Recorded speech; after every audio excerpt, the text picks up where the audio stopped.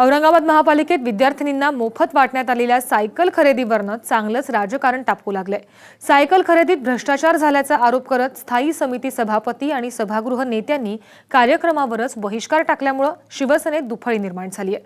तर दुसरीकडे मनसेनंही आंदोलन करत या सायकल खरेदी घोटाळ्याच्या चौकशीची मागणी केली आहे।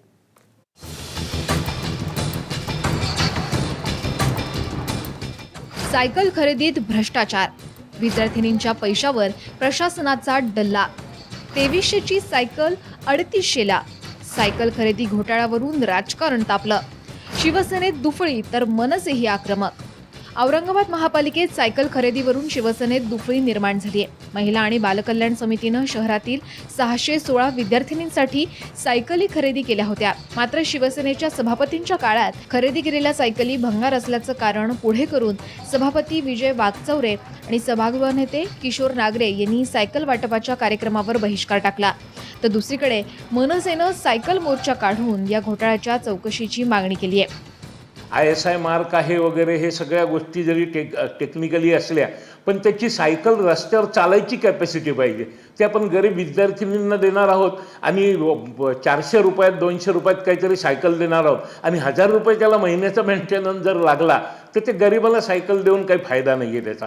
एजन्सी धारकाने मनपाला चुना लावत एक साधी 2 टायर असलेली चेन कवर नसलेली एक रॉड लावलेली ज्याला साईड स्टँड म्हणतात अशी रॉड लावलेली निकृष्ट दर्जाची सायकल मनपाला दिली। त्या घेत असताना कुठल्याही प्रकारची शहानिशा या ठिकाणी त्यांनी मनपाने केली नाही।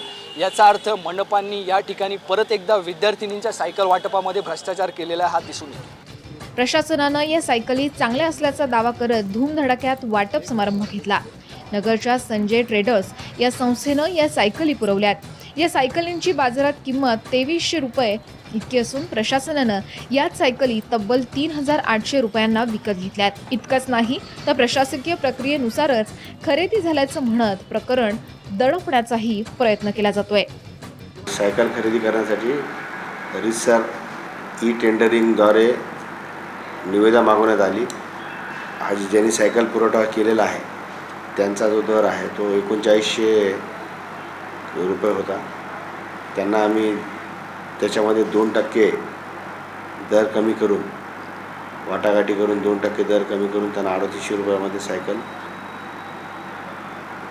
खरेदीचे आदेश देण्यात आलेले होते। या सायकलींच्या खरेदी दरम्यान पुरवठादारांना दाखवलेली आणि प्रत्यक्षात दिलेल्या सायकली वेगळ्या असल्याचं समोर आलंय।